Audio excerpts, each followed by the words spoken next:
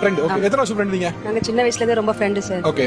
School படிச்சது college எல்லாமே நாங்க எல்லாம் ஒண்ணா படிச்சது தான் சார். எங்க 2 பேருக்கு லவ் மேரேஜ் தான் சார். அவங்க ஃப்ரெண்டுன்னு என்கிட்ட ஃபர்ஸ்ட் இன்ட்ரோடியூஸ் பண்ணாங்க. லவ் பண்ணும்போதே ஃப்ரெண்டுன்னு சொன்னாங்க. ஆனா போக போக பாத்தீங்கன்னு சொன்னா பொண்ணுங்களுக்கே உள்ள ஒரு பொசசிவான கேரக்டர் பொண்ணுங்களுக்கே நார்மலா இருக்கும். இவங்க எப்படின்னா எனக்கு ஈக்குவலா அவங்கள பார்த்தாங்க. முக்கியமா அவங்கள தொட்டு பேசுறது, வாடா போடான்னு பேசுறது, வாடி பொடின்னு பேசுறது எனக்கு சுத்தமா பிடிக்கல. இன்னொரு முக்கியமான விஷயம் என்னன்னா, லவ் பண்ணும்போது ஓகே சார், அப்ப கூட எனக்கு தெரியாது, வேற வேற வீட்ல இருந்தோம். மேரேஜ் பண்ணியும் பாத்தீங்கன்னா காலையில பண்ற ஃபர்ஸ்ட் மெசேஜ் அவங்க மெசேஜா தான் இருக்கும். வாட்ஸ்அப் ஓபன் பண்ணாலே குட் மார்னிங் அவங்களோட தான் இருக்கும்.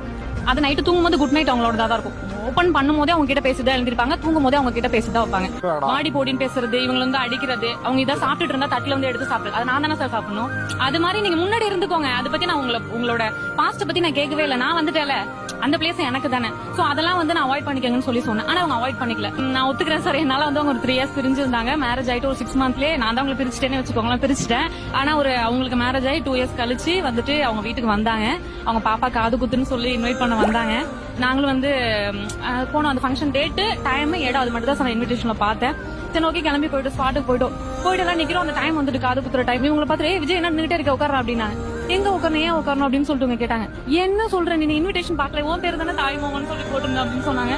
அந்த மொமெண்ட் வந்து உண்மையா சொல்றேன், நான் ரொம்ப எப்படி சொல்றேன்னு தெரியல சார், எக்ஸ்போஸ் பண்ண தெரியல. சிறுபால் அடிச்ச மாதிரி இருந்துச்சு எனக்கு. இவங்க ரிலேஷன்ஸ் போய் பிரிச்சிட்டோமேன்னு சொல்லிட்டு ரொம்ப சங்கடப்பட்டேன் நான். அவ்வளவு கஷ்டமான சூழ்நிலை. நிறைய டைம் நான் வந்து உஷாட்ட கேட்டிருக்கேன். மறுபடியும் இந்த இடத்துல உங்க எல்லாருக்கும் நான் கேட்கிறேன், சோ சாரி உஷா. நிறைய டைம் தெரிஞ்சோ தெரியாமல உன்னை ஹர்ட் பண்ணிருப்பேன். I am sorry. நீங்க யார் ஃப்ரெண்டு?